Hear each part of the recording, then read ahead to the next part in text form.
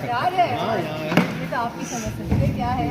और प्यार वाली बहुत नहीं चलाते, क्यों नहीं चलाते हैं?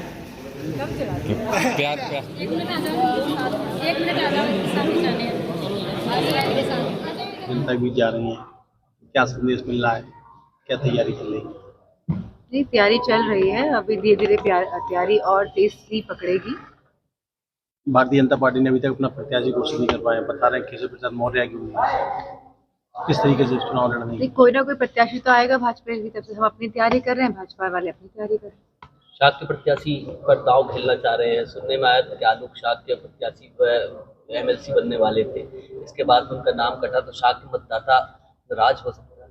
कोई साग के मतदाता नाराज नहीं होगा। आलोक साग जी हमारी समाजवादी पार्टी के एक मजबूत स्तंभ है मैनपुरी से, और हम सब लोग बहुत ही स्टेबिलिटी के साथ और कोऑर्डिनेशन के साथ काम कर रहे हैं। लगातार सांसद भाजपा के बृजभूषण सिंह का समाजवादी पार्टी विरोध करती रही है। अब चर्चा चल रही है कि राष्ट्रीय अध्यक्ष उनको टिकट देना चाह रहे हैं। नहीं, अभी तो चर्चाएं चल रही हैं, इसमें ऐसी कोई बात नहीं है। चर्चाएं तो कौन चला देता है आप सबको पता ही है, कौन कहाँ से कैसी चर्चाएं चलती है। कोई सच्चाई नहीं है, बृजभूषण को टिकट देने की बात हो रही है। मुझे नहीं लगता इसमें अभी तक कोई सच्चाई है। अच्छा, BSP मायावती के लिए अभी स्टैंड क्लियर नहीं हो पा रहा है कि आपकी पार्टी की बात चल रही है, गठबंधन पे अभी भी जगह है? गठबंधन जो होना था वो मुझे लगता है हो चुका है, क्योंकि गठबंधन की बात पिछले 6 महीने से चल रही है, अलायंस की बात, और अब जाके जब गठबंधन हो गया है, सीट शेयरिंग भी हो गई है, तो इसकी मुझे कम लगती है इस बात में कोई भी वास्तविकता हो। एक नई खबर निकल के आ रही है, बता रहे बदायूं से टिकट परिवर्तन हो सकता है। ये तो राष्ट्रीय नेतृत्व के उसमें का सवाल है, क्या वही उम्मीद डिसाइड है? करेंगे। क्या उम्मीद है परिवर्तन की?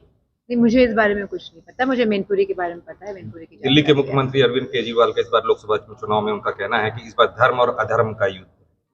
लोग मैं समझती हूँ इस बार संविधान को बचाने का युद्ध है, और सभी पार्टियां जो संविधान के पक्ष में हैं, जो स्वतंत्रता के पक्ष में हैं, जो राजनीतिक, सामाजिक और आर्थिक न्याय जो जनता को मिले उसके पक्ष में हैं, वो सब पार्टियां एक साथ आ चुकी है, मजबूती के साथ चुनाव लड़ रही है।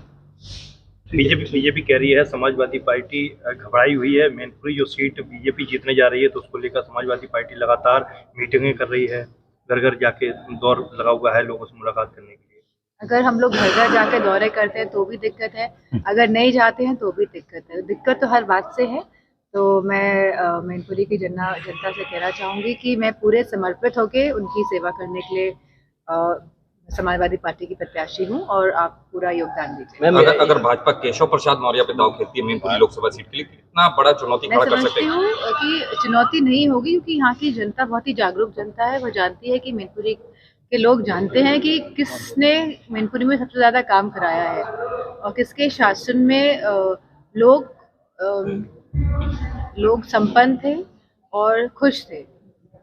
हम एजेंसियां सर्वे कर रही हैं, अभी हाल में सर्वे आया, तमाम चैनल चला रहे हैं कि NDA को 75%। जिन पार्टियों के पास बहुत सारे पैसे हैं तो वो लोग इस तरह के सर्वे कराते रहते हैं, और आप जैसे जानते हैं मीडिया भी किसका है, तो मैं समझती हूँ इस तरह के सर्वे लगातार होते रहेंगे। संवैधानिक संस्थाओं पर जैसे लगातार आप बोलते रहे चुनाव में इनका दुरुपयोग होता है, इस बार भी अगर होता है तो आपकी क्या तैयारी है और किस तरह से निपटेंगे? इस बार बहुत सारे लोग खुल के निकल के आएंगे। बहुत सारे लोग हैं जो सामने नहीं आ रहे हैं, लेकिन आप देखेंगे चुनाव में वोट डालने जाएंगे तो बहुत लोगों का साथ समाजवादी पार्टी को और इंडिया के अलायंस को मिलने जा रहा है। EVM को लेकर आप क्या सोचते हैं? EVM में मैं समझती हूँ सारी डेवलप्ड और अंडर डेवलप्ड कंट्रीज जो है, जितने भी देश हैं, सब में बैलेट के माध्यम से ही वोट हो रहा है। EVM आया था, लेकिन सब देशों ने EVM को हटाकर बैलेट लेकर आए हैं, क्योंकि लोगों का विश्वास नहीं है। बात ये नहीं है कि मशीन सही है या गलत है, बात है कि लोगों का विश्वास किस चीज़ में है। अगर लोगों का विश्वास बैलेट पेपर में ज़्यादा है तो मैं समझती हूँ कि सरकार को बैलेट पेपर के माध्यम से ही आने वाले चुनाव कराने चाहिए। चुनाव आयोग का इस्तीफा और CGI को इस पूरी टीम से बाहर रखने का, इसको कैसे देखते हैं? बस, थैंक यू।